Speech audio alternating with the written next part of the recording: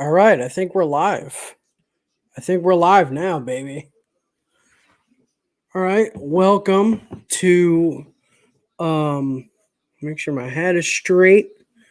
Um Welcome to the Four Nachos Network. Um I'm here for a watch along. So I hope you guys are watching along. A UFC 261. This is my first attempt at this. Um, so we will see how this goes tonight. Hopefully, this mic is working. This is my mic here. Just a little cheapo USB mic. Um, Hopefully, this in the very near future will be where you find a potential podcast that I'm going to start. And hopefully what I will do is the first kind of episode is going to be another live watch along, and that'll be next week for the first round of the NFL draft.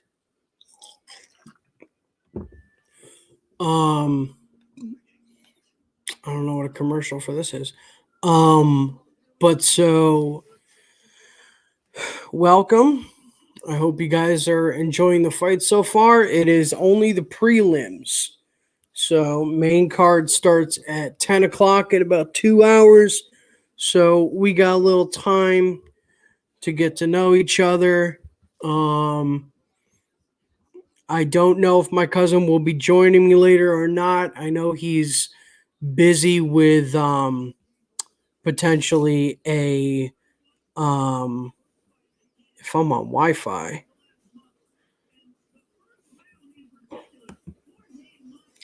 Maybe if I go to, let me try to, I don't know if this is going to screw the stream up. The router's right there, though. I don't know why it's saying my connection's like unstable or whatever. Hopefully it's working. Hopefully it is working. I'm praying it's working. Is it working? There's nobody in chat anyway, so let's see if this works. Please. I really hope it doesn't. All right, the connection's still kind of weak, but we're gonna power through. Hopefully, it doesn't screw up too much. I don't even know if this is actually working, because I don't really want to go on my phone. But yeah, we're just kind of chilling. Gonna wait until they're kind of hyping the fights right now. We got Valentina Shevchenko and Jessica Andrade is going to be a hell of a fight. Both ladies can really oh man, she just picked her up and slammed her on that one. They're showing some highlights and a highlight package for the fight right now. They're kind of just going but if Shevchenko wins again, I don't know who else is there for her to face. I think here's something that would be interesting. After Amanda Nunes' next title defense, because who's going to beat her? No one's going to beat her. Okay? She's champ, like they say, 2 divisions.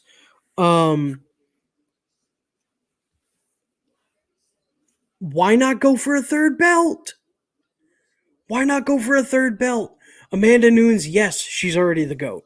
She's probably one of the, she is, not probably, she is one of the best of all time. All right, we got our first prelim matchup, featherweight matchup. Just saw a crazy knockout to end the early prelims.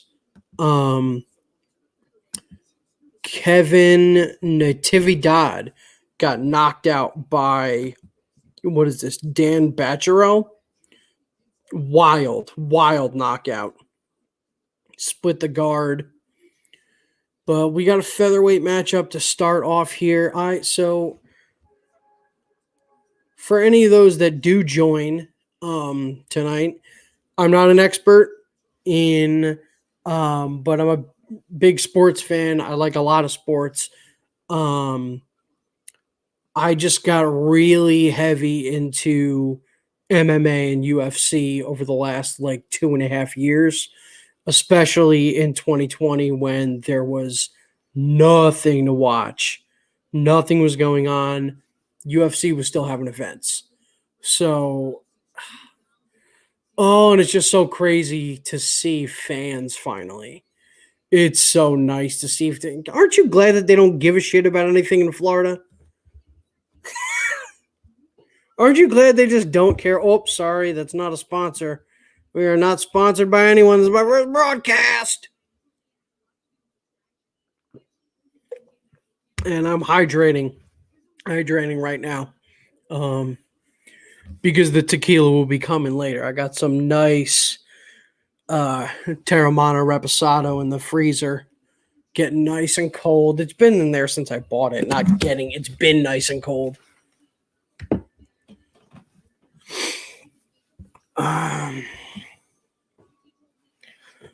But yeah, so well, actually, we do have one sponsor. This broadcast is brought to you by Beans. Where's the? I can't get used to this. Beans. What the fuck? little humor for you there. So while nothing's really going on, I'll tell you a little bit about me. I am a local sports reporter for a local newspaper in capital region, I guess I'd say, of New York. It's south of Albany though, so I'm not in Albany County.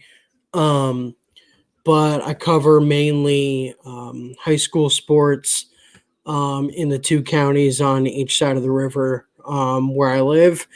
And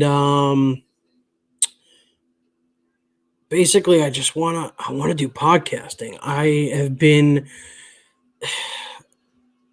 like a lot of things that have not been going on because of the pandemic and because of 2020 just being a dog shit of a year. I want and everybody's like, all right, well, everybody's got a podcast now. So hopefully I'll figure out something to be different. It's going to end up being called Four Nachos Podcast, I believe. Hopefully I'm going to have 4 different kind of segments. I'm still ironing out the details. But I'm thinking of, because I'm just such a big sports fan, so just as far as sports goes, I guess like current events sports wise, big Yankee fan, so I'll probably be talking about the Yankees and MLB as a whole a lot. NFL fan, like I said, next week I'm hoping to do a watch along for at least the first round, maybe hopefully the second and third round too, because I think it's only second through third on Friday night.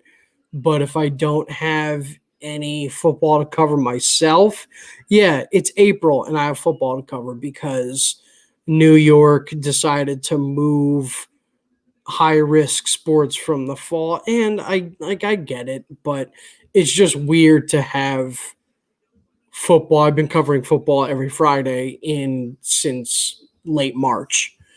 So, needless to say, it's definitely different.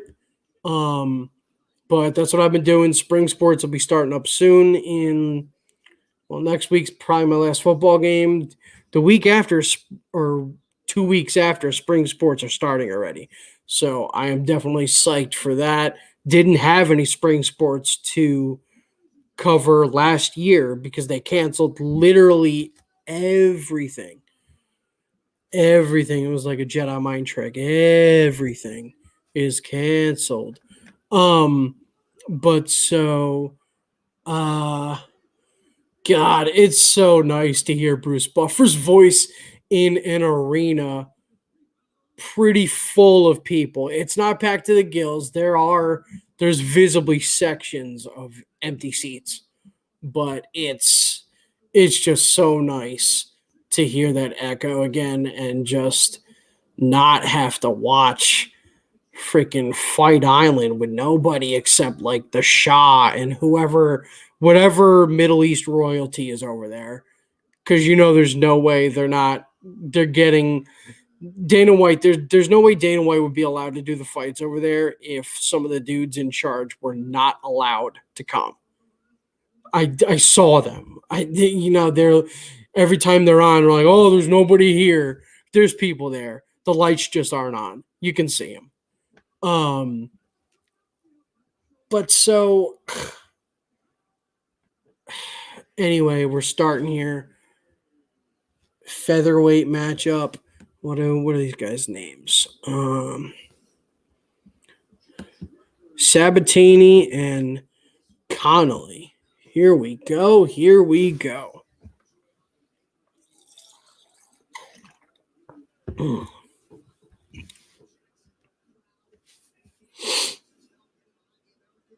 God, it's just so nice to see.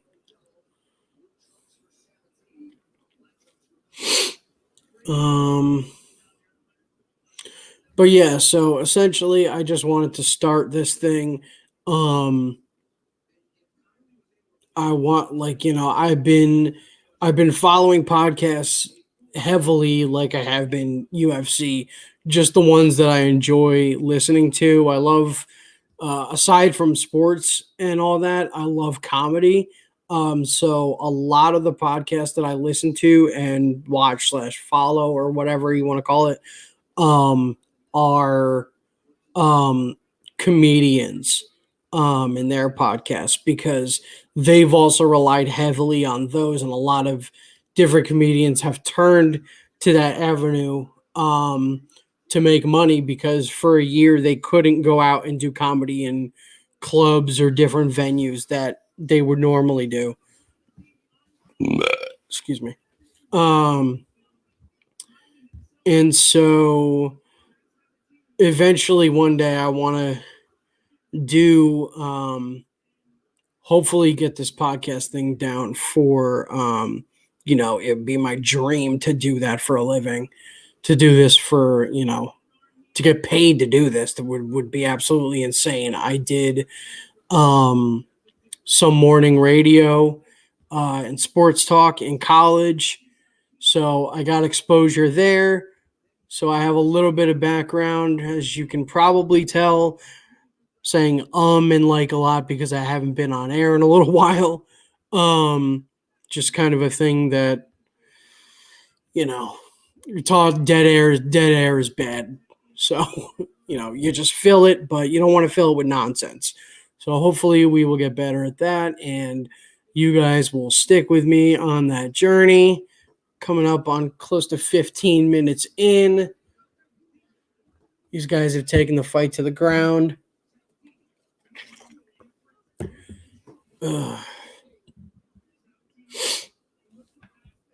Sabatini is establishing his ground control and has really been on top since they hit the ground.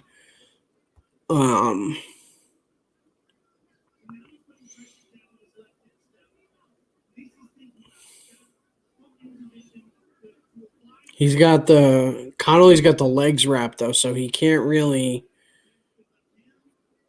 He's still kind of just in half guard. Now he's in mount. Okay. He's got the back. I've been dying. I have been dying to see another twister since Bryce Mitchell did it 2 times. Oh, we gotta. Almost got a choke there. He's not around the throat, though.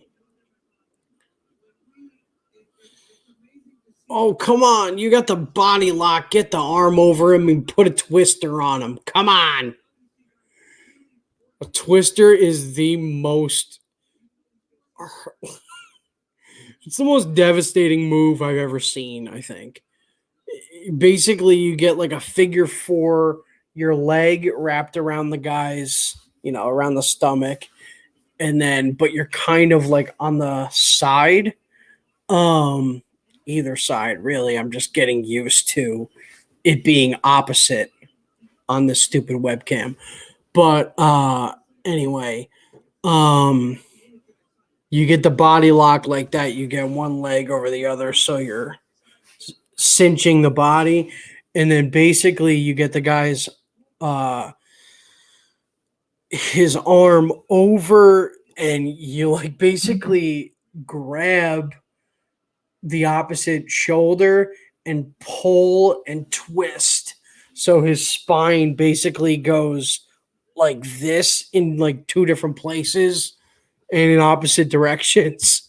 And it's an instant tap out, or your back and your spine is probably going to snap. But then again, it's really only little guys that do it. So, who knows?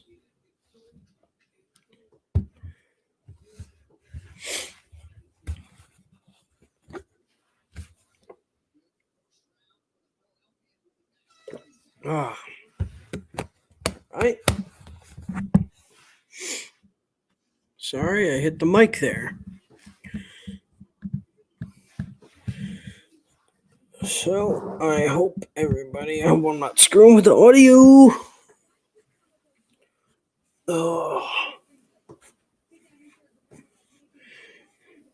By default, I wear a hat because I'm self-conscious about my stupid thinning hair.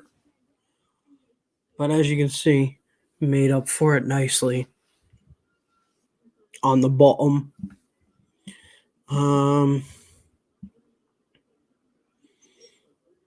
Yeah, Connolly's got to not get taken down again unless he wants to be the one to do it, or so he can be the one in mount and in control, because that's going to be not good.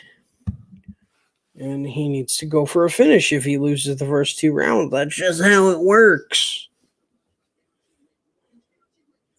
He looks ready, though. Sabatini is freaking cut, though. He's got a freaking rockin' bod.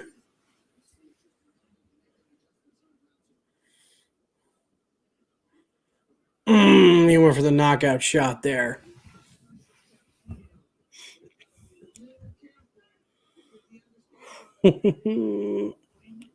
Trying to stay in the middle of the frame. Oh.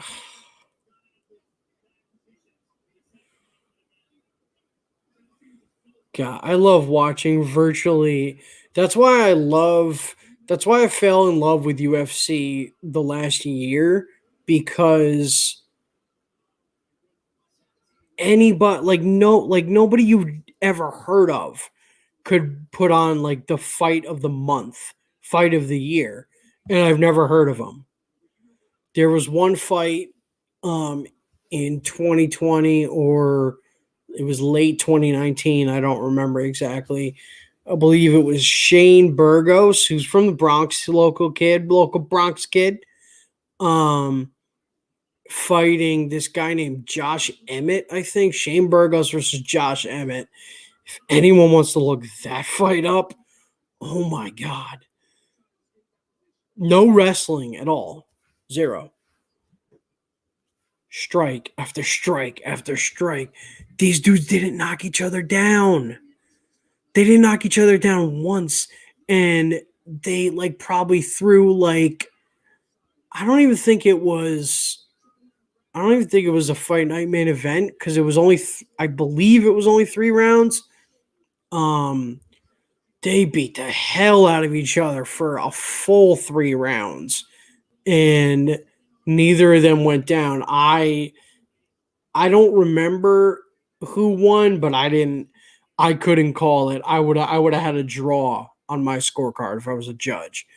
But it was the best, like, and they were like, let me see what their let me see what that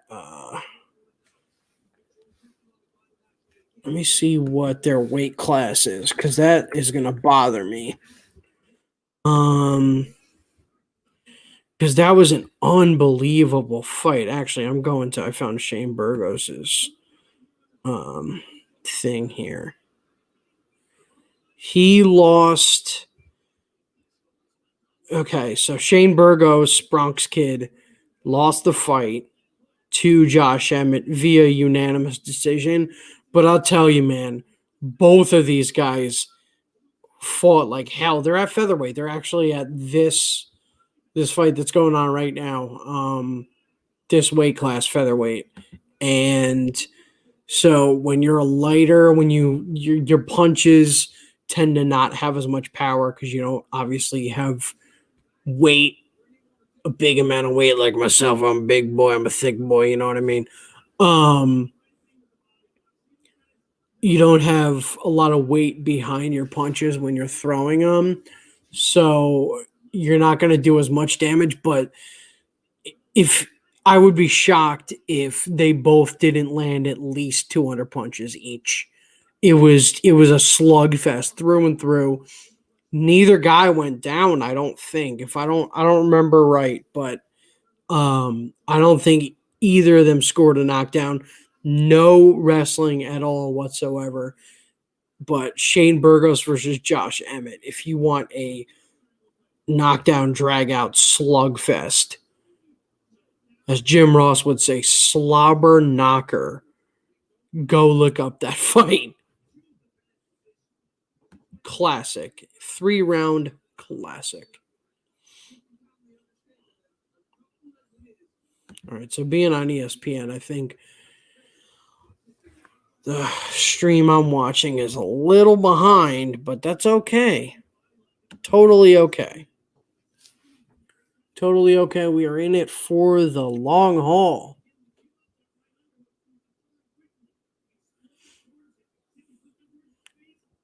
So we will see. Oh, he's working Sabatini looks just like the flat out better wrestler. He's gonna end this round again with back control on the ground. This guy. Oh, I apologize if I burp and fart during the broadcast. It's who I am, and there's nothing funnier than a fart. Except if you're here to smell it. And it's not funny. Anyway.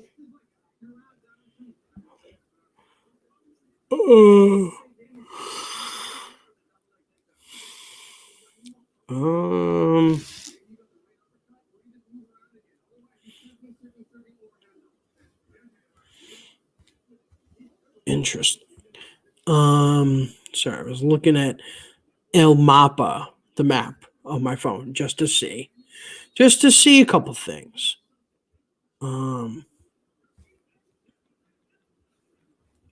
Tristan Connolly's got to come up with something big here in the third round to win. He's no doubt lost both rounds on points. He has to go to finish here.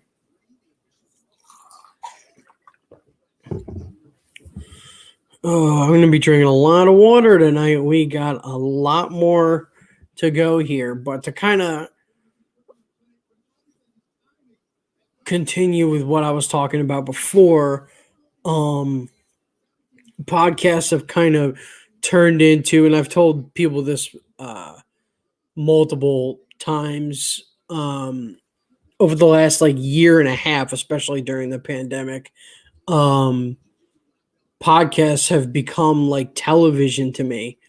I have a schedule of what podcasts come out on specific days, so I know what I'm watching. Like people are like, "Oh, let's watch ABC on Thursday family night."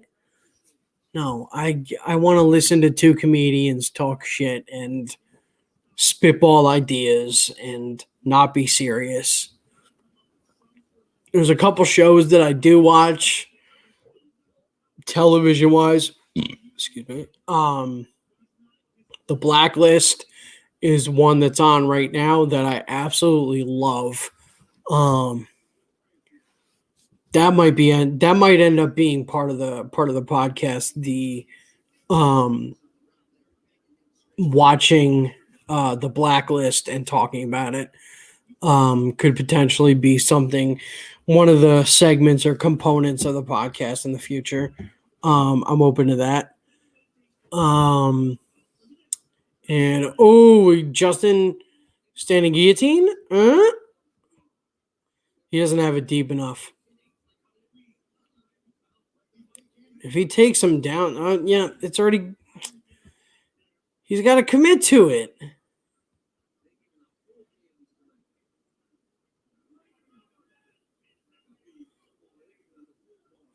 I've never been in an MMA fight. Glad I haven't because I wouldn't last. But whenever they're doing these like knees to the body up against the fence, I guess it's just to wear the opponent down, but it doesn't look like it ever does anything.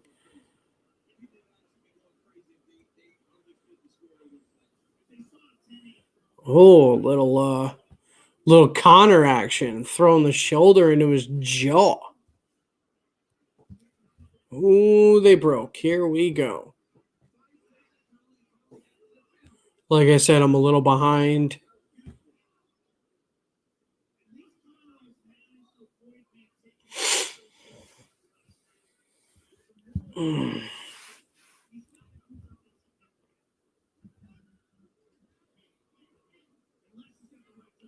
This is just so wild to me that it looks so normal now with all these people there. That is wild.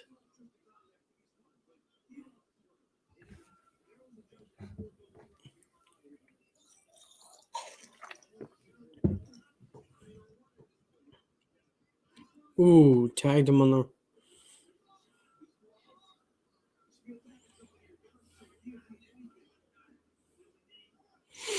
He's not gonna end up. He's not gonna end up winning unless he gets a crazy finish. Crazy finish he's gonna need. It's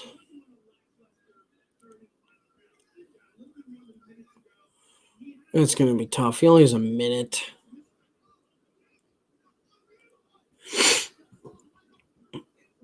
Hope my audio is coming in good. Have no feedback. I don't feel like checking the broadcast on my own phone and then giving myself a viewer via myself. That's cheating. That's another thing I do. I readjust my glasses a lot.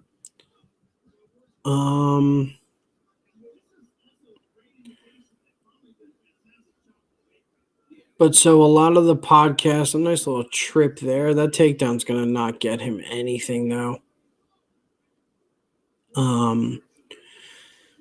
The podcast that I followed that have kind of given me, I guess you could say, the inspiration to do this. Comedy wise, I really like the guys that are on the LA scene, that a lot of them are moving to friggin' Austin, Texas now. To go because a lot of them are friends with Rogan, but either way, that California is like screwed. But so a lot of the rich folk are moving because of the whole state tax thing. But so main ones that I listen to are pretty much everything from Your Mom's House Studios. So I follow YMH. I follow Two Bears with Tom and Bert. That's probably my favorite one. I have one of those limited edition New Era hats, and I got one of the first batch, so I feel special. But But yeah, it's a badass hat. But so I follow those. Um, Whiskey Ginger, Andrew Santino. That's a good one. Um, his other one with Bobby Lee, Bad Friends. That one's hysterical too. Um, I just kind of started following closely Fighter and the Kid and King and the Sting with Brendan Schaub does two of those, and Theo Vaughn does it with him. King and the Sting. So I've been following those two. Josh Potter show I follow. Well, yeah, Sabatini's going to win this. Yeah, Pat Sabatini on points. I knew it. But it felt like he coasted in that fight. God, it's so nice to see Rogan doing interviews in the octagon again. I follow Rogan. Yeah, I'm not gonna lie to you. I follow it. I like his podcast. Love Ryan Sickler's podcast. I'm trying to get my friend on there because he has some wild stories. My boy Nick from the Bronx. I think he lives in Yonkers now. I don't remember exactly, but he's going to be on this podcast a lot. We kind of did a trial run of that kind of thing, if you will, this NFL season that just ended. We're both Giants fans, and basically at some point during the game or immediately following the Giants game on a Sunday or whenever it was mainly Sundays. I would call him and we would just bitch and complain about the Giants because they're so freaking miserable. God, they were miserable. And that's another reason I'm potentially, I don't know if he's available, but I'm definitely going to do a watch along with at least the first round of the NFL draft on Thursday. Might do it. I don't know if I can on Friday night because I might have football to cover for like my regular job. This is what I'm doing for free now for you people. Excuse me. And so I'm just like mesmerized by some of these hype videos. They're so good. And so basically, well, we would just like talk about what's going on in the game when I called him.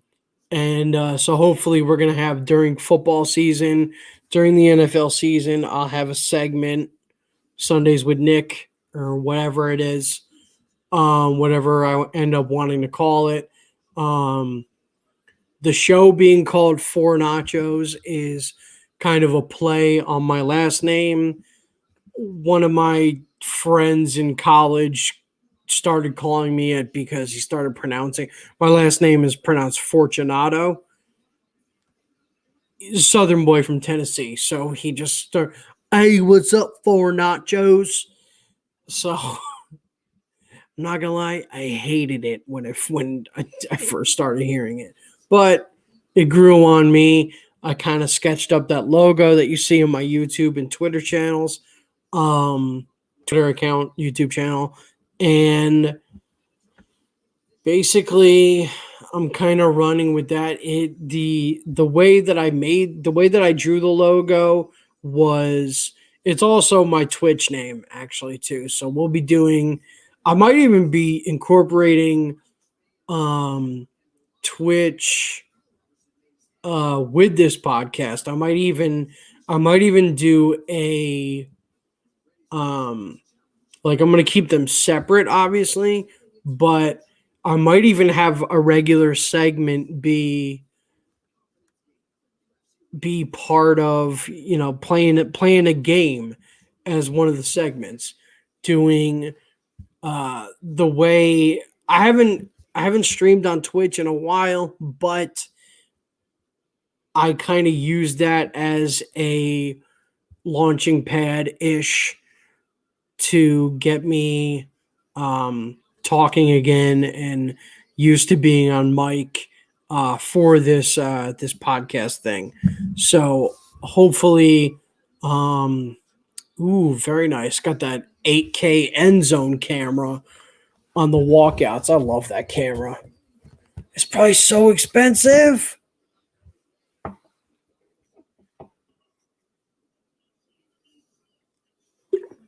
It's just water in here right now. We got about a little under an hour and a half until main card time. Hopefully, I'll get some viewers by then. It's been about 40 minutes.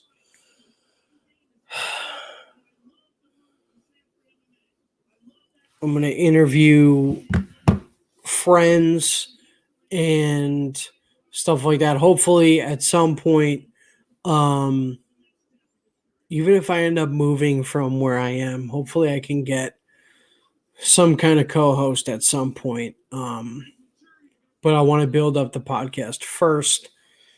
Kind of get used to doing it myself, and then potentially, obviously invite guests in on specific episodes. Like I said, I am a big fan of The Honeydew with Ryan Sickler. Shout out to Ryan Sickler. And he does a Patreon podcast with different listeners. I'm going to try to get Nick has some wild stories, and you will get to hear some of them on this podcast in the near future, whenever we can get that down pat. And it's wild. I'm trying to get him. I send in the email. I gave him the email to send in too, because the Patreon show that this guy Ryan Sickler has is for listeners to send in crazy story. He basically has one-on-one like hour-long podcast with the viewers of his regular show, and they come on and tell their wild stories. That's been one of my favorite things to see. So that's like, comedy wise, I love that. And like, since as far back as I can remember, sports has just been a part of my life just the whole time. I have former athletes and stuff in my family. I had a cousin and one of my grandfathers both played professional baseball. So I grew up not around that, but knowing that's why I'm most versed in baseball, I guess I would say. But that's kind of where my love of sports began. Started watching football around when Eli Manning got drafted. I really became a fan of the Giants, because it was like they had a new quarterback, and they were starting new, and I can't complain. I've seen 2 Super Bowls in my fandom already. 2 Super Bowls. I can't complain for a while. But and we'll get to this on future episodes, but the way that they've been being run under Dave Gettleman, sheesh. We'll see. We'll see what can happen. I still don't trust him to make the right pick at number 11 on Thursday. I still think it's going to be someone random. I got the bad feeling 2 years ago when they took Daniel Jones. I heard Rick DiPietro say in the morning that what he's hearing is that they're going to take Daniel Jones and at the number 6 pick. And I am just I'm still reeling from it, like because the Jaguars ran up and took the defensive end Josh Allen right after, which is exactly who I wanted the Giants to take. Anyway, football discussion will be on Thursday, where I overreact to every single pick in the first round. All right, back to UFC. Roberson, let's get these guys' names again. Fight Center.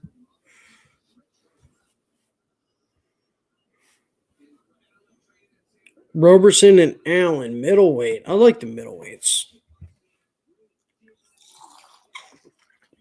I need a refill on water soon. Just kidding. I have another one right there.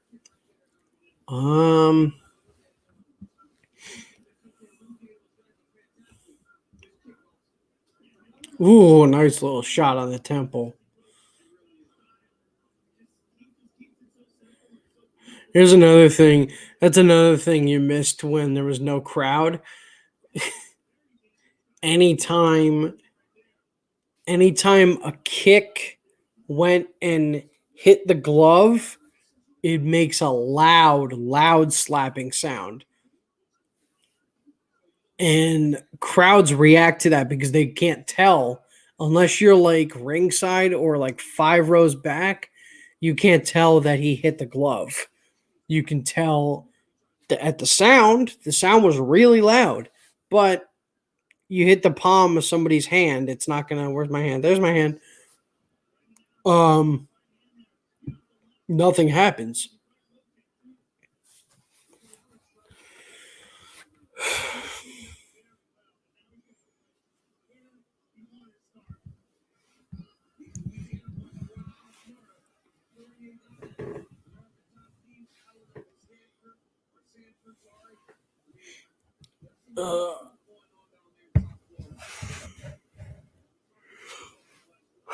Man.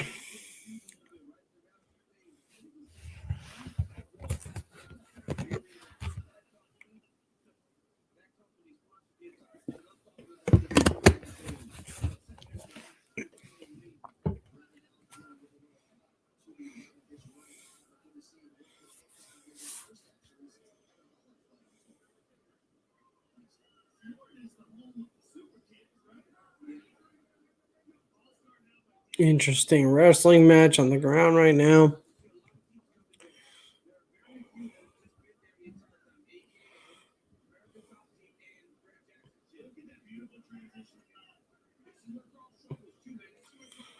Hopefully, I'm able to entertain you guys.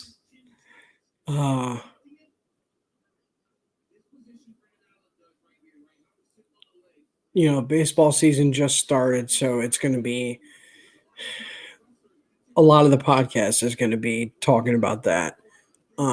Just because it's such a long season, but there's a lot of stuff going on with Major League Baseball right now that's worth talking about, even for someone that doesn't really know about it. Nice takedown, nice second takedown to half guard my Allen.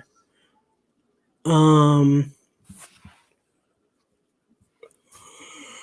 we're gonna do that. Hopefully, have some kind of current events thing. As far as entertainment goes, I like talking about movies and stuff like that. I was actually audio producer for associate producer, whatever you want to. I don't really even know what to call it. My buddy Carlos, in among others, in college, had this podcast. They still do. I don't really know where it's at now, as far as production and what goes, because I don't know if they've done an episode in a while or whatever. But it's called Screen Fellows podcast. They do like movie and show reviews.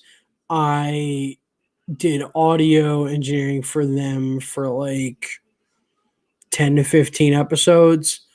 So I was just kind of doing audio, giving opinions and thoughts here and there.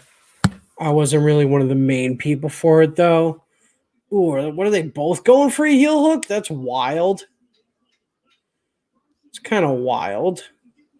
They're both oh, and he tapped right at the end. Oh, man. Whoo. Dude. That's a buzzer beater. Ooh, you could see it in his face, too. He was like, oh, this is gonna... He's getting my leg. God, that was wild. He's got him in like a crucifix mount.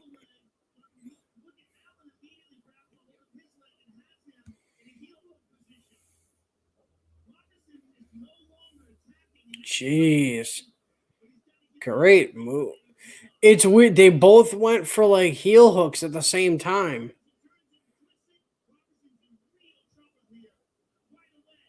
Oh, yeah.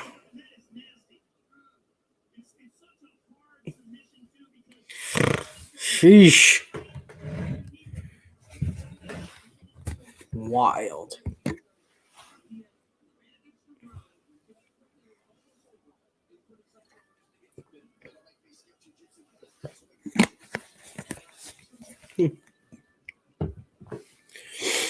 uh,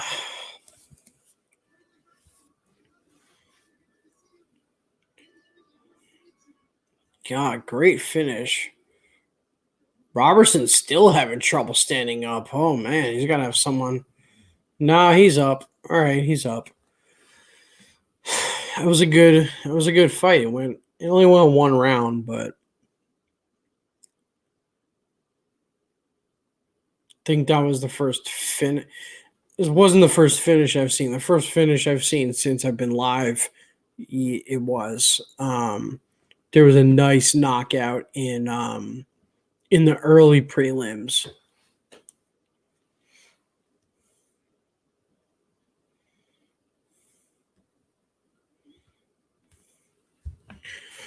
Let's see what fights coming up next.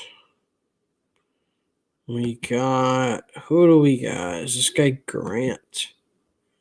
What's the name? Dwight Grant and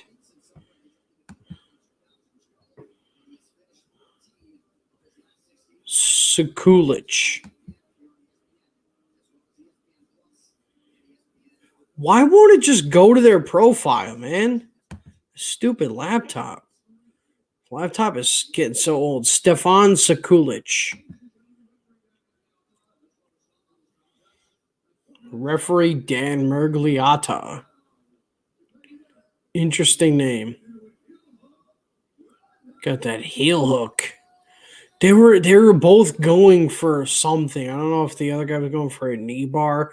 I honestly don't. I couldn't tell you the difference. I'm just a fan. I'm just a big fan. I do hope to at some point potentially start doing jiu-jitsu though, just because it's awesome for your physical and mental health.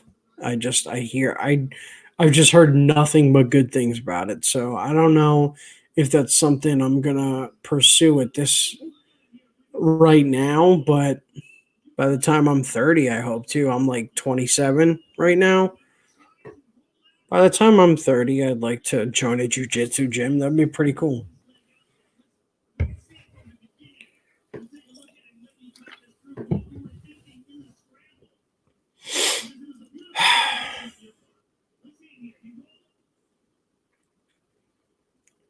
Really good transition by Allen.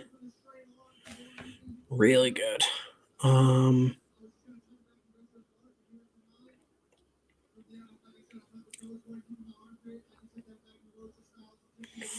Ooh, and he just had a tap right away. There was only like 5 or 4 seconds left in the round. Almost made it out.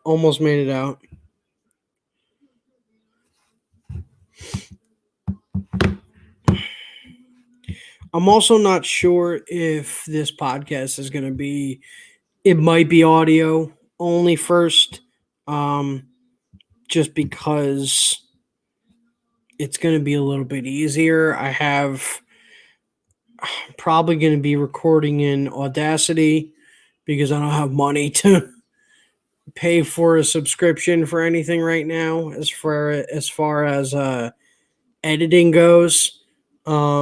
So I'll probably only use Audacity for now. Um, so and, so hopefully this USB mic that I'm using right now, it's just a cheap little $35-$40 thing that I got. Um, paid another like $8 for this windscreen that I definitely recommend because it's just necessary for having a mic like this. Because whether you know it or not, you guys have probably heard it already. You're probably popping your P's or on your S's are going really long. So this just helps with that. But I definitely want to get obviously better equipment and stuff like that once the time comes, once the podcast grows. Um, but yeah, that's been, I was looking at a couple different microphones and stuff like that. I think before any of that, I like my next like big purchase needs to be a new laptop because this one is really good and functional, and I've replaced a couple of the um mechanical type parts and stuff like that that need to be um renewed and changed out if you're going to have the laptop for a long time and you're going to use that computer for a really long time. You need to maintain it, but at some point it's just I might as well get a new one. So I think maybe by next year, maybe by the end of this year or something, hopefully I'll get a new laptop. I'm working off a MacBook Pro right now, and it's actually the last of the MacBook Pros that have a DVD drive in it. So I have a friggin' disk drive in my MacBook right now, which is wild because none of them had that after the year that I got this. Dude, tonight's gonna be so good. Fucking 3 title fights. I'm loving when they put 3 title fights on a card. They've done it multiple times now.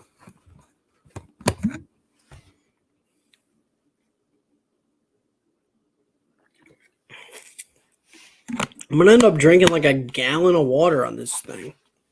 There's only been live for like under an hour. Still got a lot of time. A lot of time to go.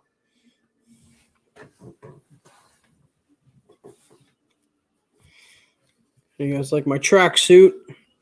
Champion. Shout out. Shout out to my boy Eric for this groomsman present. Watch. Cool looking watch. I was thinking about getting a watch too. One of my best friends, got married last October. That was the groomsman gift for all of us. It's a nice little watch. Like I said, I was looking at him.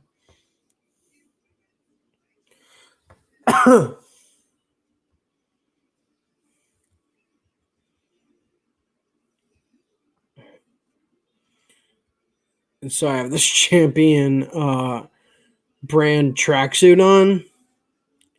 110% wearing it when I go see the Sopranos sequel this September. Just dressing up like a trashy uh, Italian freaking hood rat with a Nice little tracksuit, little pop the collar. Um,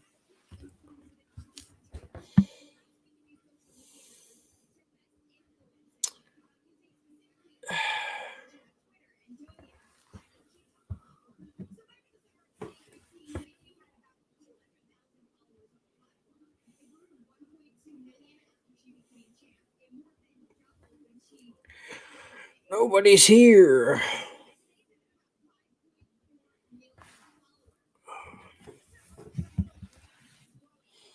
Just checking my phone to see if anybody wants to chat.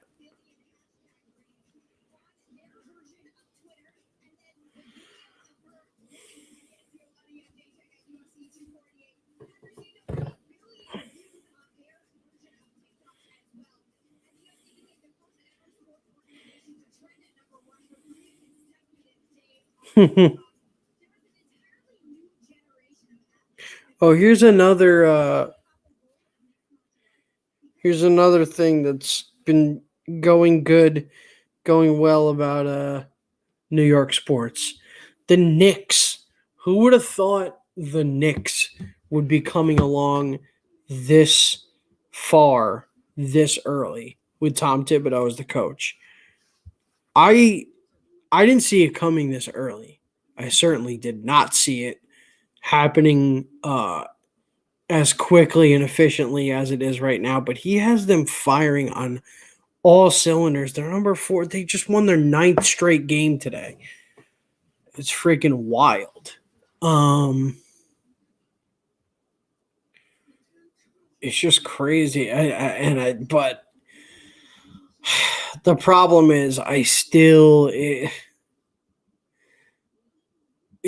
gonna hold my horses because it is year one, but we also have to hold my horses because I don't know what working the players to the bone this year to see what you can get out of them, and because that's what Thibodeau was hired for, to get them to work their asses off, see who can't play basketball like freaking Kevin Knox, and then once Thibodeau's time is done and you've refined these players, then you maybe see who's willing to come. But that sniveling idiot in the front office, Jim Dolan, is not gonna is the one he's the common denominator. He's the reason that most of these superstars, they like coming and playing in the Garden like once or twice a year. I'm like, yeah, I love playing in Madison Square Garden. I don't want to play there 41 times a year, but it's nice to have a career game in Madison Square Garden, in front of the whole world. But you know, uh, it remains to be seen. Thibodeau, I think, signed a 4 or 5 year contract, so we'll see if they can even hold up with the way he has them playing now. But the way that the Knicks are playing right now is just unbelievable, and guys that like you wouldn't think would have much left. Julius Randle's playing like an MVP. Former top picks like Derrick Rose, what the hell is the guy? Nerlens Noel, who was basically the second Greg Oden. He didn't play the first year because his leg was broke. Philly drafted him with a broken leg, knowing that he wasn't going to play. Greg Oden was a little different because he got hurt after he was drafted, but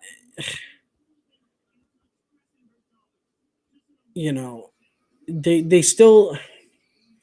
But the funny thing is, everybody's always like, this is a different NBA now. You have to have your wing players that can shoot the three. and everything, and that it's like it seems like that kind of player is what the Knicks are missing. But like Julius Randle was like 4 for 5 from three in the first half today. Julius Randle, the guy that's playing power forward slash center for them. Because when they went, the big guys they went with today against the Raptors, you don't really have to have too many big guys against the Raptors. But since Mitchell Robinson has been hurt, they've kind of been, Randall has been the guy. And, he's done everything in his power to, he does everything. He runs a lot of the plays on the court. He is the facilitator with like getting people going. He plays in the post. He's like at his natural position in the paint. He can go there whenever he wants and just outplay anyone that is gonna match up against him as far as this season goes. And now all of a sudden he's getting open on beyond the arc, and he's shooting and making 3-pointers. Like I'll never like I'm not that old, but I remember a time still being like only 27 years old. I remember a time when like dudes would get benched if you're a power forward or you're a center and you're taking a 3-point shot. Like, what the hell are you doing? Get to the bench. Like I'll literally remember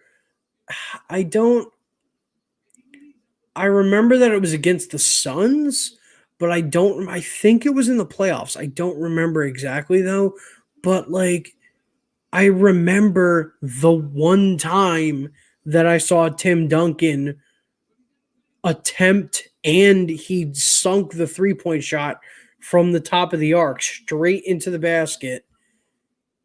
I don't remember either if it tied the game or if it won it. I think it won it. And you just didn't see it coming, so they left Tim Duncan wide open from 3-point range, and he just buried the shot from straight away at the top of the arc. It was wild. They were going nuts. I think they were in San Antonio, and it was just unbelievable. Tim Duncan's one of my favorite players of all time, but making a 3-pointer or attempting a 3-pointer is not something you expect or really even want to see from a guy like whatchamacallit, from Tim Duncan. Right? Dwight Grant with the walkout.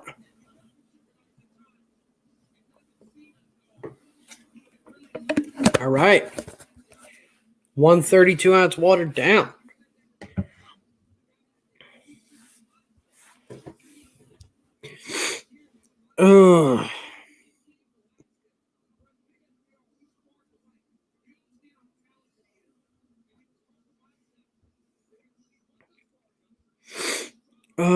Just catching up on Twitter, see if there's anything crazy.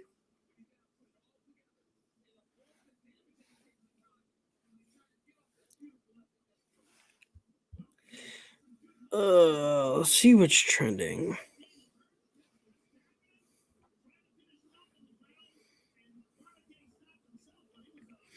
Oh, they had a DMX memorial today, and they brought his hearse out in a freaking like a monster truck. That was wild. What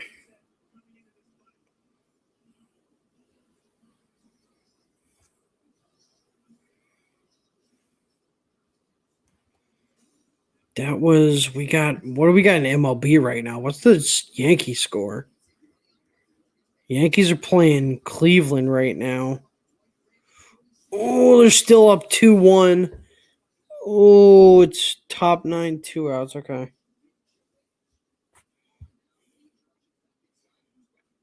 Higashioka just struck out for the second out. Roned Odor. Oh, Odor hit a homer today. So did Hicks. It's about time Hicks had a fucking hit. It's about time, dude. Garrett Cole, 7 innings, 3 hits, 1 earned run, 11 Ks. Dude, we can't just have Garrett Cole pitch, though. Like, we need somebody else. Spent $320 plus million to have one guy. Jeez.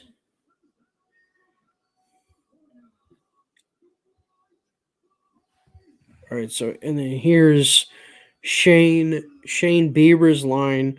Also 7 innings, 4 hits, 2 earned runs. Those 2 home runs he gave up, 3 walks and 9 Ks. So Bieber didn't have a bad game, but Cleveland just couldn't score today. How many have you left? They haven't even really had base runners. Wow. Okay. All right. He just didn't allow anybody. Hold on. Did he just like only give up 2 hits and that was it? 3 hits. God, Garrett Cole's so good, but why? We need more. We need more than one guy, everybody. All right, here we go. Grant and Sekulich. All right, their timing. Grant has that weird, like, side to side approach. I don't know if I like that. It doesn't. It works for some guys, but it doesn't look stable to me. But he just landed 2 punches right through the guard. Like, it's they definitely know better than me, for sure. But, I'm calling it how I see it.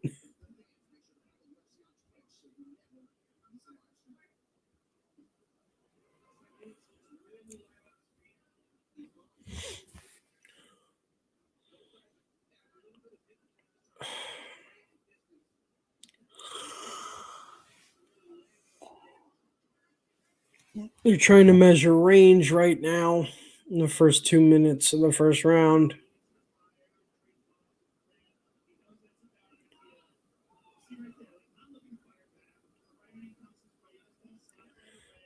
Sekulich is going to want to Sekulich. He's going to at some point want to, I think, shoot for a takedown, but I don't know if he can do it without getting caught by Grant. Ooh, nice little stiff left hand.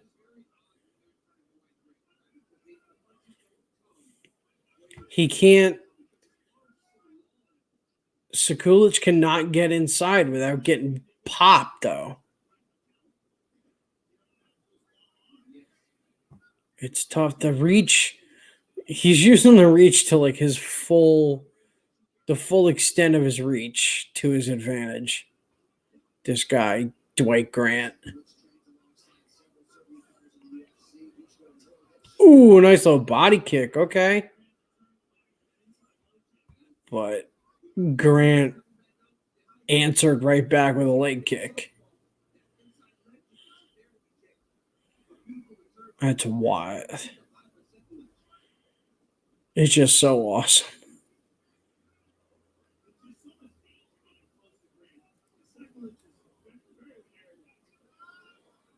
Oof. I don't know why people don't punch like in the upper, like to mid to upper torso. Like if you get hit in your solar plexus and it's not like if it's like just the right way, you're like your breathing is going to stop.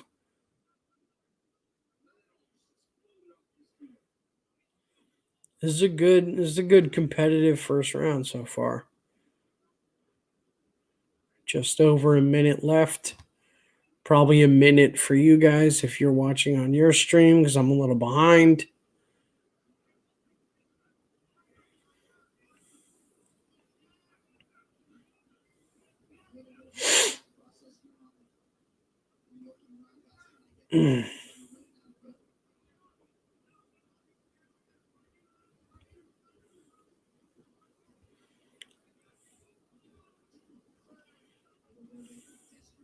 Grant's still trying to pick his spots.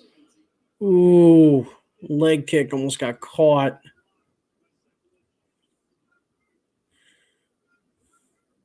I had it right the first time. Rogan's pronouncing it Sekulich. There's a takedown attempt finally. I knew that's what he was looking for. Yo, he doesn't want to touch the ground though. The floor is lava. The floor is lava.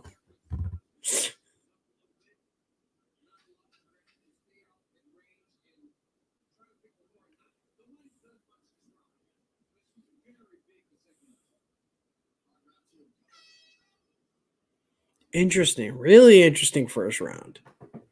Really interesting first round. I think I give that one to Grant, but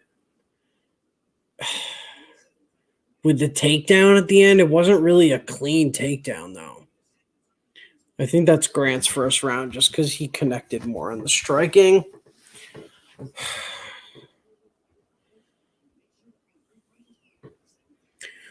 I think after this fight, I'm going to get up and stretch my legs. Been sitting down here for like an hour.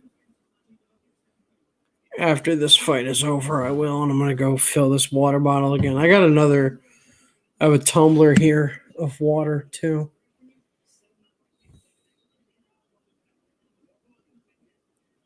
But this is also a stream to just get myself talking for an extended period of time so I can do that. So I can get my voice strengthened back up again.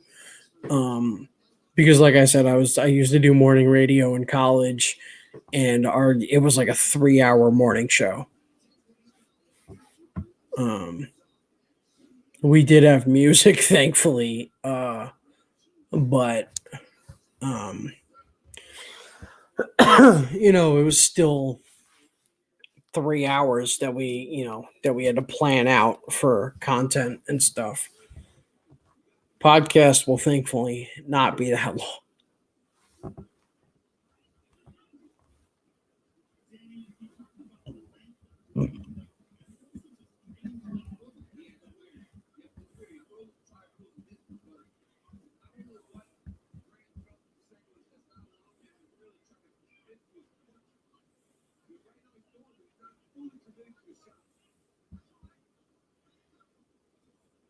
There's little body shots.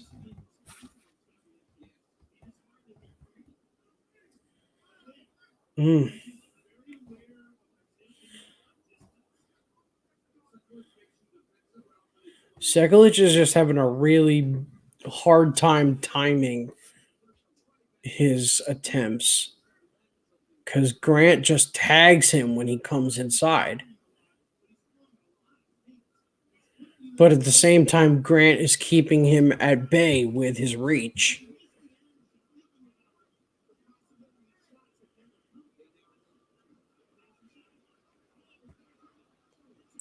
Ooh, uh-oh.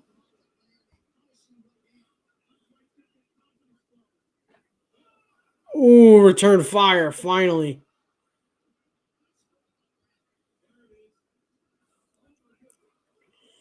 Ooh, almost had a spectacular knockout on that one.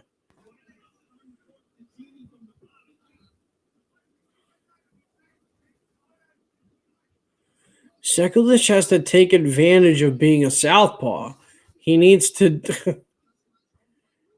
start walking to the opposite side to cut off that jab and get past get past the point where Grant is holding him. He needs to. That's what.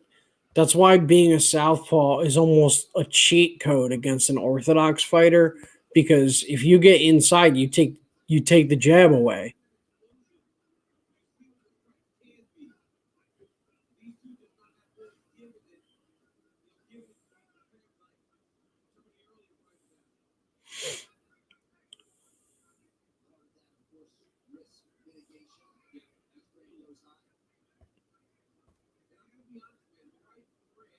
About 2 minutes left in the round. Let's see something, Sekulic. Come on. Cute leg kick. Not going to work. Oh, he would have. If Grant connected on that left hand, that would have been night and night. Sekulic is taking these punches, though.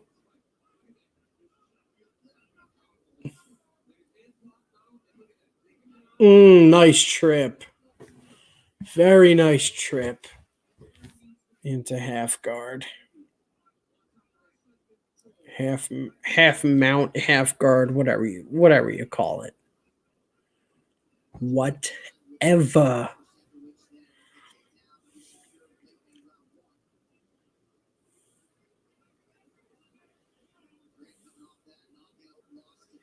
He needs to get the full mount to establish ground control, and then maybe you could give him this round.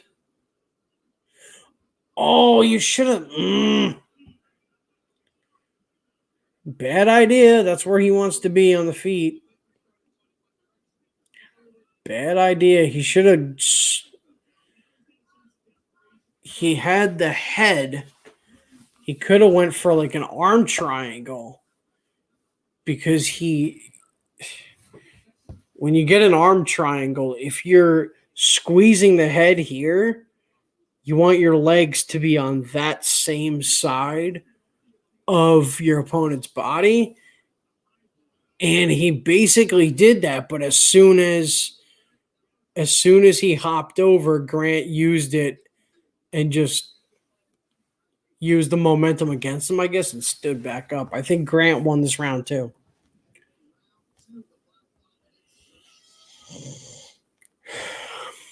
It was a good fight.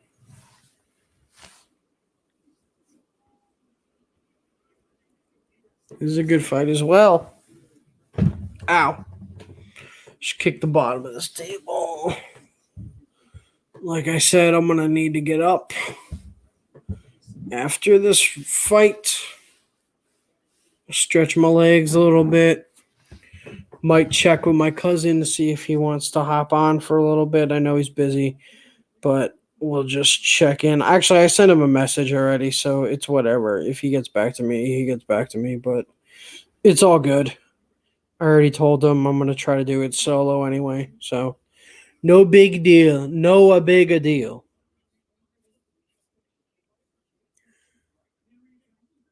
Oh, Grant's corner is telling him to finish. That could be a mistake. If he goes in too hot and lets his guard down to go in for a finish, that's when guys get caught sometimes.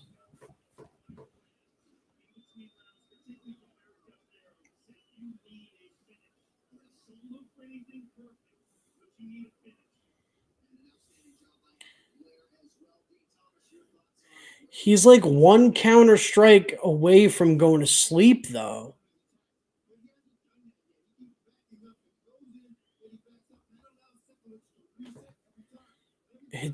It's tough because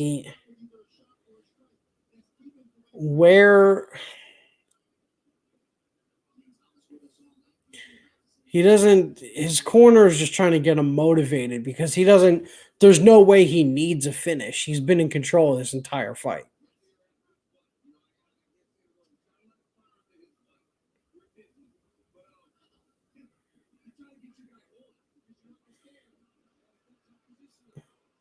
Ooh, okay, Grant with a takedown. It was kind of a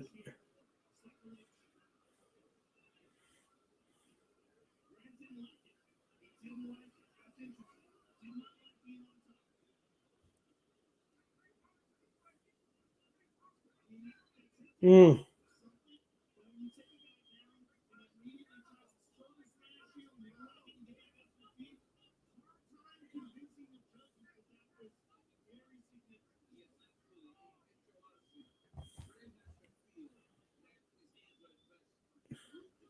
yeah. Grant let him up from the takedown because he knows his striking is superior to his wrestling skills, and but he's not being aggressive with his striking like he was in the first round. Yes, you could be tired, but he needs to he needs to get busy. This round is almost halfway over now, and he's not attack. He's backpedaling. You need to go on the attack.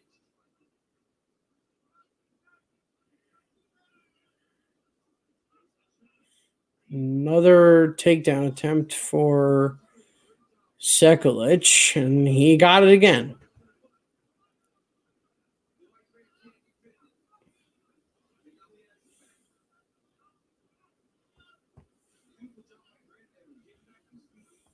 Way to get up, all right.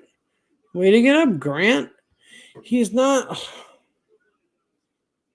You need to be aggressive, dude.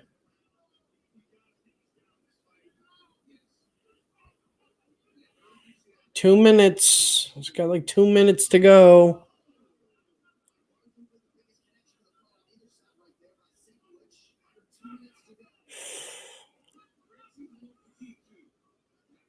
Oh my god, dude, come on.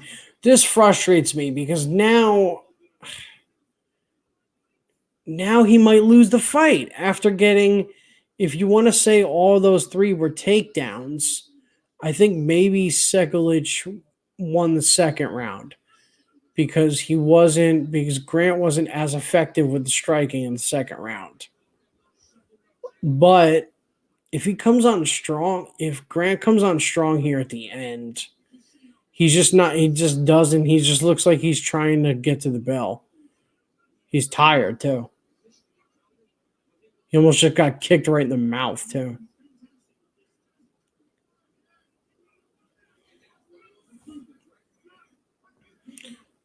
Now he's like feigning, he's faking shots, punch in the air.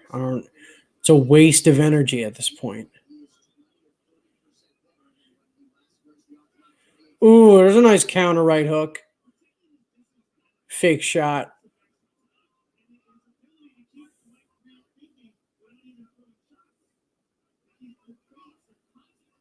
Oh, he might get. Dude, I said that was going to happen. He was going to get greedy, and he got fucking dropped. Guillotine. It's about over. You can't see the guy's hand tapping is the problem. But dude. Oh, he's got 6 seconds.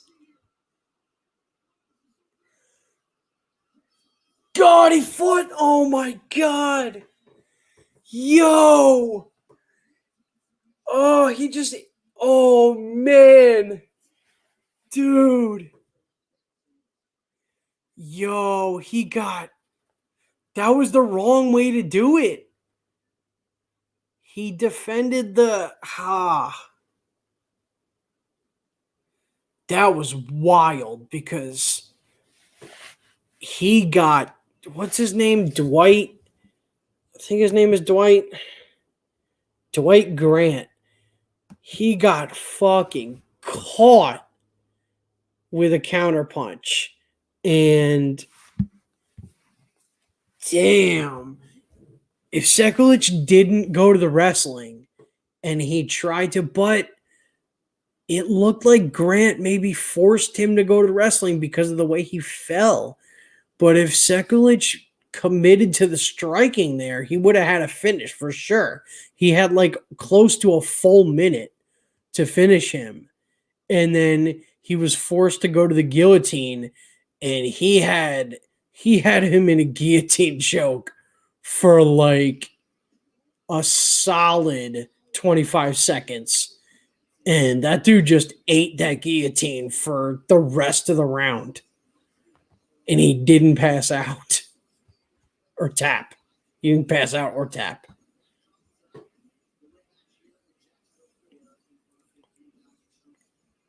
That was wild. I don't know who won this fight. Sekulic might have won on that final knockdown. It wasn't really a knockdown. It's going to be a split decision.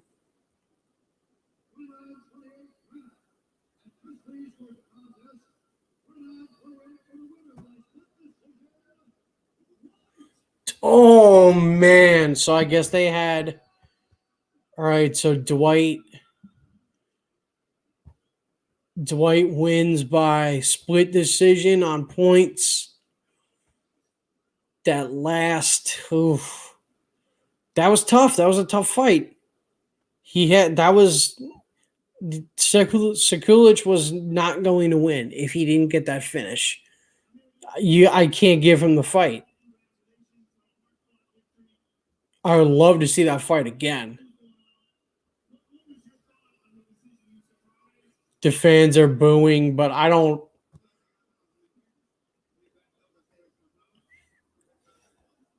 Like I was saying, the first like couple takedowns too that Sekulic took him down, they weren't clean. And he kind of like muscled him to the ground on like two of them, and then but he was right back up. I keep want to say Dwight Clark. It's a football player, Dwight Grant. He fought. He got to his feet.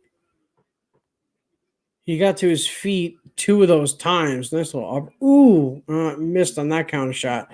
Are they going to show the? Of course they're not going to show it.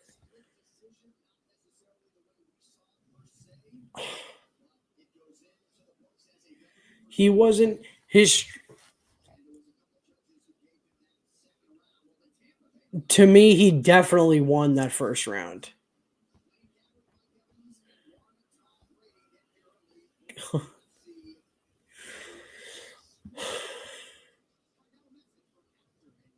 All right, I need to fill this water bottle, stretch my legs.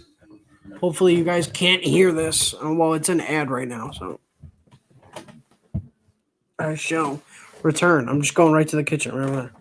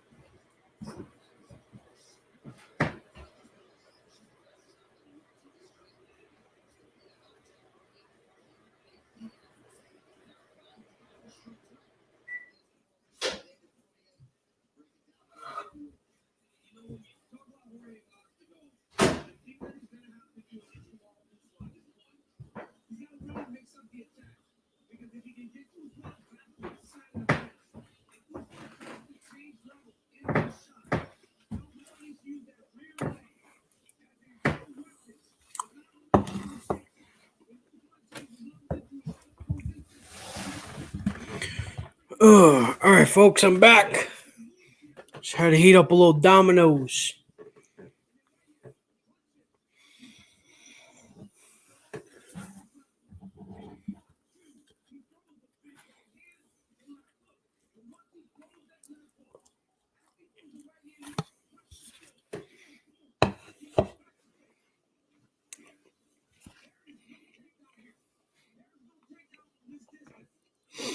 What are they showing? What is this? A Covington fight? Or is this...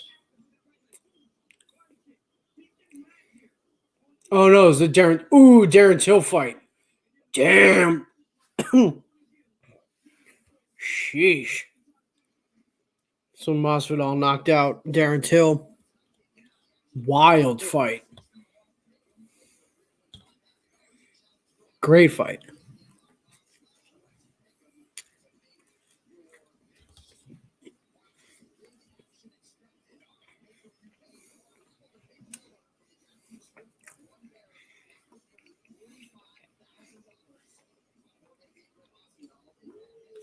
I try not to eat this garbage a lot, but these big UFC events kind of call for it. And I worked out hard all week. I know I'm a thick boy. Might not look like it, but, we do what we can. And, I only have 3 pieces or whatever. It's good for a couple days. Everything in moderation.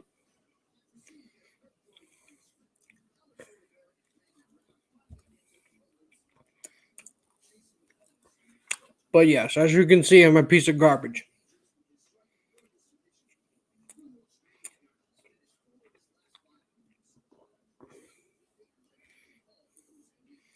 Something wild I actually saw. As I'm sure most of you know, there's other mixed martial arts promotions other than UFC. And there's this promotion called ONE, ONE, on TNT that has been airing Wednesday nights at like 10 o'clock. And I was taken aback during the first main event of their promotion that I saw, because something that happened in UFC recently, I think the last big event, some guy got disqualified. I think it was Aljamain Sterling. Whoever he was fighting, Petr Yan. Yeah. It was the Yan fight. He got disqualified for an illegal strike, illegal knee strike on a downed opponent. Sterling was considered down. One of his legs was on the, I think he was kneeling. His hand was on the ground. And apparently Jan's corner told him to throw the knee. I'm like, I don't know why. Because Sterling was a downed fighter. Losing, so Jan lost the title on a DQ, on a disqualification. In that other promotion called ONE MMA, you're allowed to knee a downed opponent. I saw this man get taken down, and the corner, or like the part of the octagon in the cage that he was in, was hard for his opponent to reach him. So his opponent decided to kind of get in half guard a little bit, but he was crouched down low. His stance was wide, and he was lower to the ground. And he decided to throw a knee. This guy was on his back waiting for the guy to take mount. And he ate a knee in the fucking jaw. And I didn't realize that I didn't realize that it was legal in that promotion. I like messaged my cousin, I messaged my other friend. I was like appalled that he was allowed to do that because they're not allowed to do that in UFC. UFC had been obviously the bulk of what I've been watching. And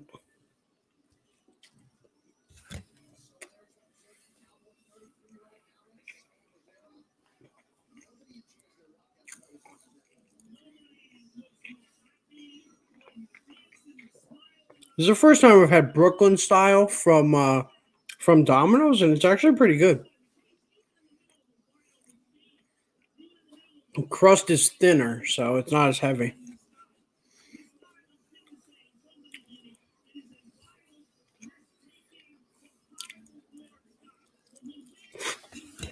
Mm.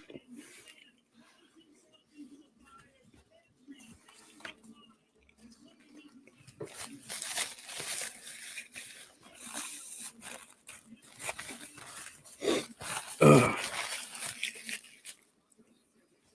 Well, yeah, it's pretty good. Whenever I get something like this, though, I usually do the carryout deal because they're literally right down the street, and it's just you just get more food for like the same amount of money if you like get delivery.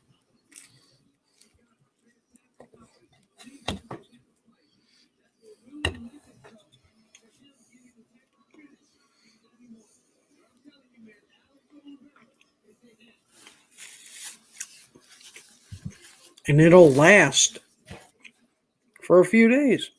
Who cares? I'm gonna refrigerate it.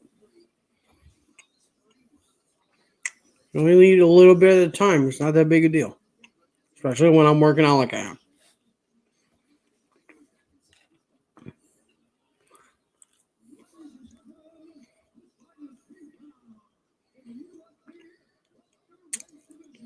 Bruce Buffer also always has the nicest suits.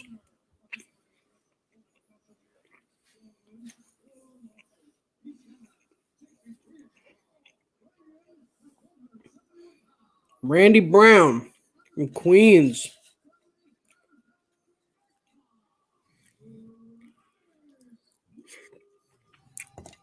He's not from Jamaica. He's from Queens.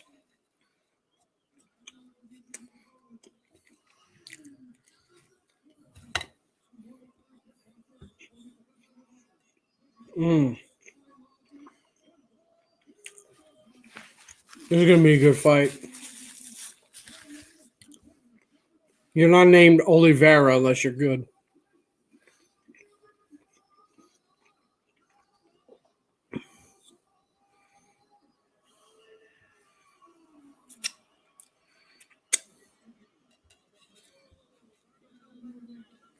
Ooh. They came to the center before the ref did.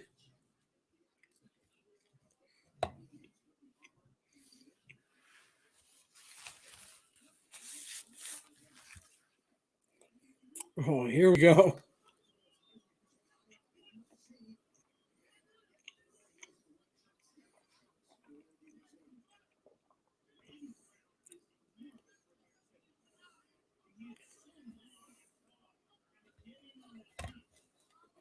Yeah, this guy Randy Brown is really friggin' tall and lanky. But he's not like too skinny though. Like he's got a good thickness to him.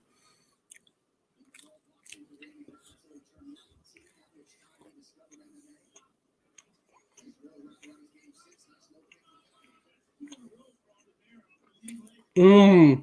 Nice little rib shot. He's already covering. He already dropped his guard. Oh, we got a low blow. Damn it. Incidental. Little cup check. Hope he's wearing a cup.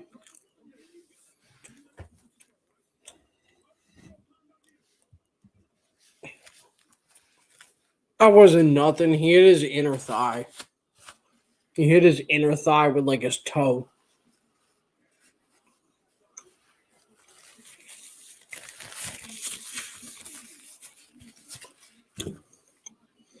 God, he is. Oliveira is punishing him with that calf kick to the front leg. Oh, he might have got caught though.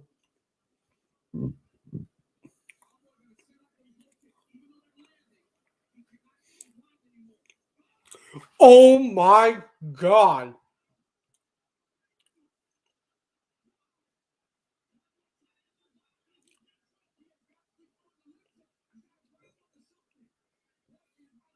Brown just freaking dropped him with a right hand. Just right over the top, right on the jaw. He might be recovered now, though, because Brown couldn't connect on enough strikes on the ground and pound to win, to finish the fight. There's still a full 3 minutes left in the round, though. Wow. That was a wild right hand. And by wild, I mean like perfectly precise, nothing wild about it. It's just one of those ones that's like epitomizes the phrase right on the button. Just what happens, you just get dropped right immediately. Ooh, he's got a choke. He's got a rear naked standing? Dude, oh, it's over. Oliveira's tapping. Oh man. Oh, and he's talking. Oliveira must have talked a bunch of shit beforehand. I don't know. I don't know any of the buildup. But man. Yo, he had the choke. He had the rear naked choke on Oliveira as they were both standing, as they were both up. And he kind of choked the life out of him. I'm not even going to lie.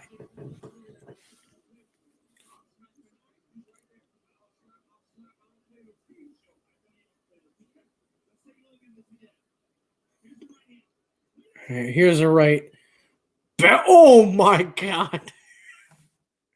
Right on the button.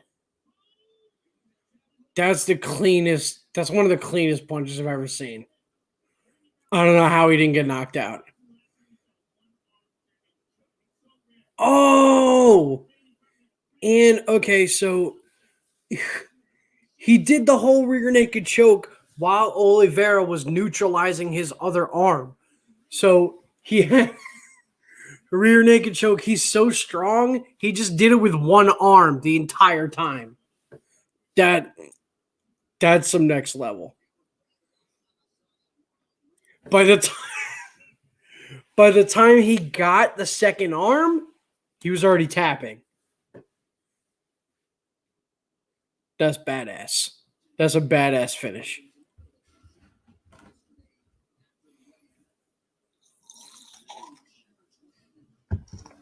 Big win. Randy Brown. That's like one of the most American names. American sounding name. Randy. My name Randy Brown from Queens, New York.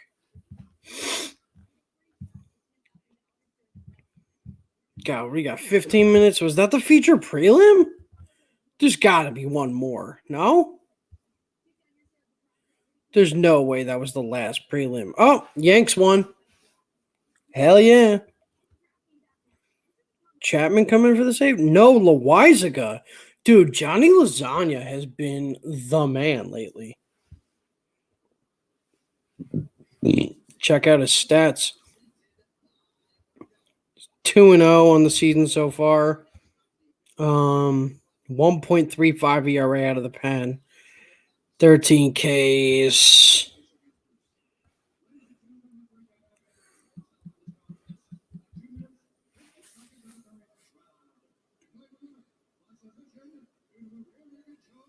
Dude, rear naked choke with one arm is it's baffling. Dang.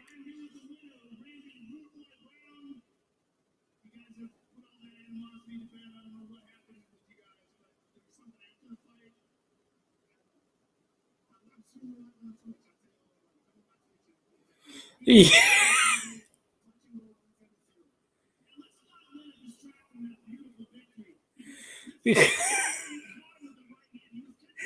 Something must have happened because, like, talking to Joe Rogan, that's your after the fight, that's your chance to, like, talk all your shit. That's your chance after you've won especially when you win like that. Oh my god. Okay, so that's all right. So, so he just asked Randy Brown what happened because Brown was kind of like getting in Oliveira's face after the ref called it, and so Joe just asked him about the that kind of little thing that happened after the fight was technically over, and Randy Brown just plugged his own Twitch account and was like, "Yeah, I'm gonna just say I'll explain myself on my next Twitch stream. Here's my handle." Oh man, way to market yourself, kid. Way to market yourself. That was entertaining.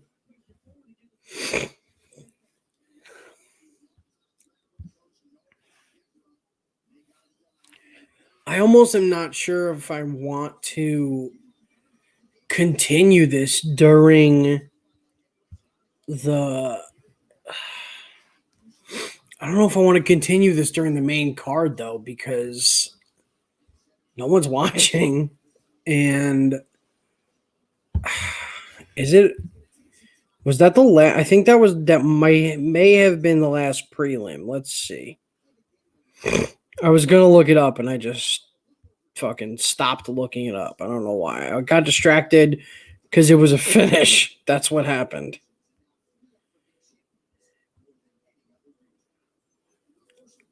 Yep, that was the featured prelim. Submission in the first round, midway through the first round. Ugh. I think I'm gonna. I don't know, guys. I think I'm gonna end it. I think I'm gonna end it for now, just so I can enjoy these, and then definitely for sure UFC and MMA, mainly UFC because that's what I follow. I might start watching that promotion Wednesday nights though. Um, just because I'm not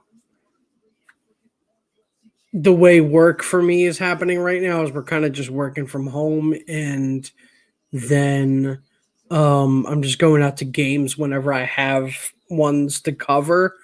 Um, so this kind of like podcast, especially the schedule of it all, is kind of up in the air for now because I'm not sure um, what it's going to end up being. Um, Before I go though, I just totally forgot to mention this. I just told this to my friend the other day. Daniel Cormier looks like the comedian Arnez J. And it's actually uncanny if you know who I'm talking about. Daniel Cormier is a now retired former UFC heavyweight and light heavyweight champ, but Arnez J is a stand-up comedian, uh, and they look like the same exact person. And so, yeah, I was telling Nick, the one I mentioned earlier, and he has no idea who I'm talking about. So, um, but if you look up a picture of Daniel Cormier and a picture of Arnez J, you'll be like, are these guys twins? And I don't believe they are, but I've also never seen them in the same room at the same time. So they could very well be the same person. Um, but anyway, like I was saying, I think I'm gonna end this before the main card. Um, just because I want to just enjoy it, and then but like I was saying before I interrupted myself, before I was really interrupted by myself, um, what I want to do is obviously incorporate UFC and the different like MMA I'm watching, have that be a part of my podcast as well. The stuff that I talk about as far as sports goes. Um, but this fight card is so big. I just kind of want to. I don't want to talk through it. Um, and not that I'm gonna ruin it for myself because I'm still gonna be watching it, obviously. But um, I don't want to be. And whoever would have ended up joining, I don't want to. I'm gonna be mesmerized by this entire main card that starts in a little over 5 minutes, little under 10 minutes. Um, so I think before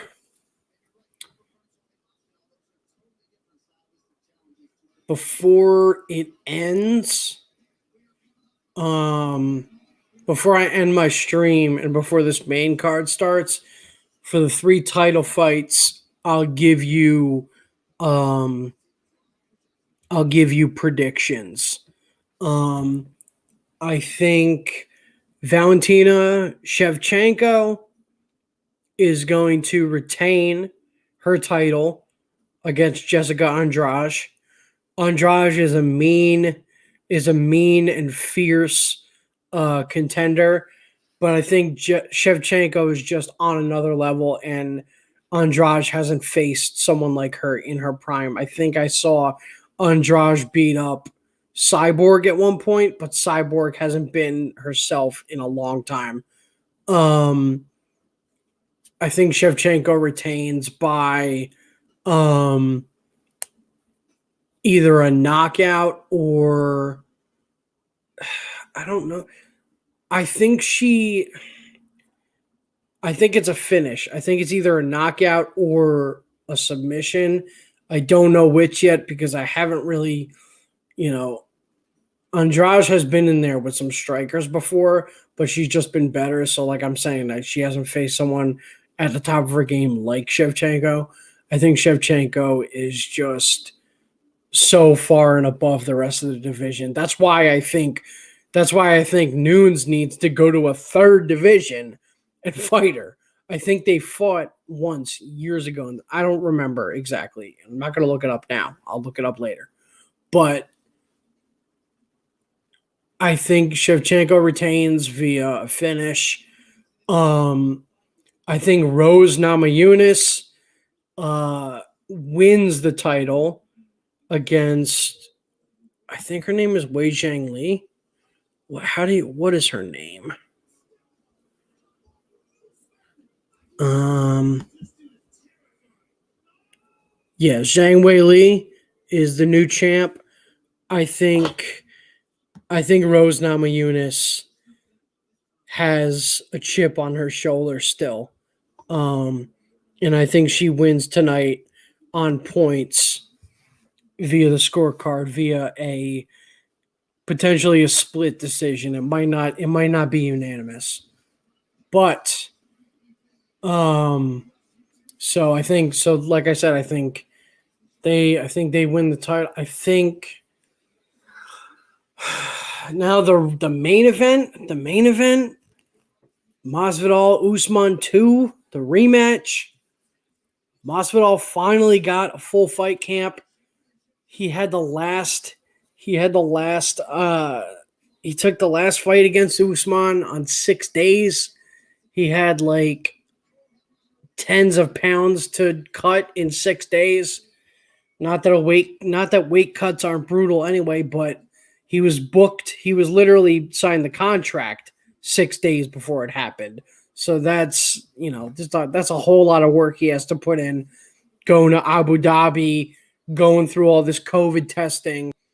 He got a full fight camp this time, a full 4-6 week fight camp. He just did so well at stuffing the takedowns of Usman last time.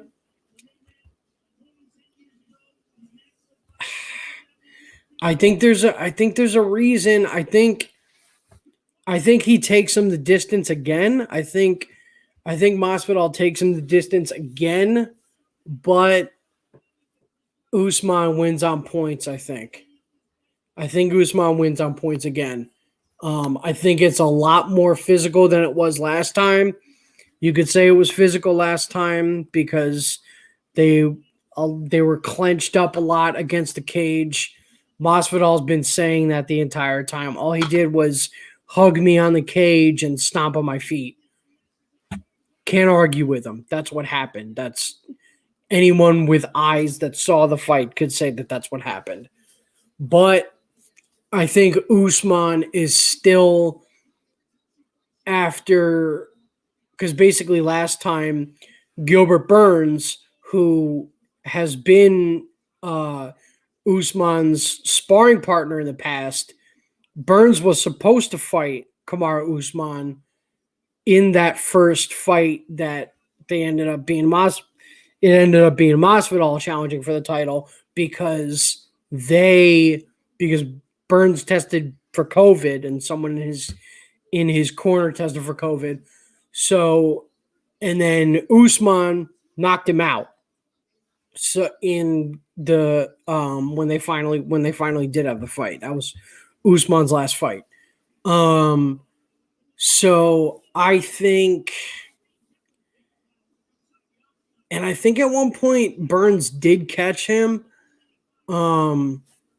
but it wasn't to the point where Usman was taking off his game at all. So I think he's still going out there, even having beaten Masvidal already. He's still going out there with a chip on his shoulder. He's not going in as the crowd favorite tonight because they're in Florida in Masvidal's backyard. So, so I think the crowd's going to be behind Masvidal, but I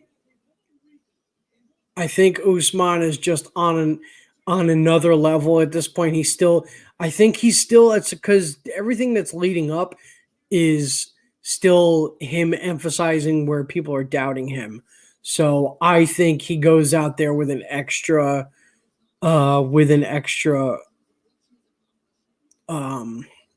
just with an extra ounce of wanting to prove the haters wrong. But that being said, Masvidal, I think it's going to be close. I think Masvidal is still going to be good on the takedown defense. I think Usman is gonna have worked on his takedowns also because though he did take Masvidal down a couple times in the first fight, one of them was on a trip where Masvidal threw a kick and he caught it. And so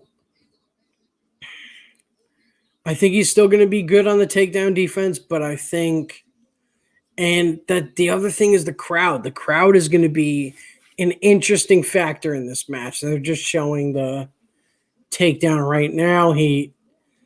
Usman, that's the other thing. Usman knocked out Gilbert Burns with like a jab. So it's tough. I think Usman takes it via decision. Thank you guys for joining me so much. I will at some point be doing this hopefully weekly. Not watch-alongs, but the podcast. Like I said, I'll give you more background on that when the time comes. And I thank you guys for joining, and I hope you enjoy the triple. It's like a triple main event. There's 3 title fights. That's it. How can you not be excited? All right, it's 10 p.m. Do you know where your children are?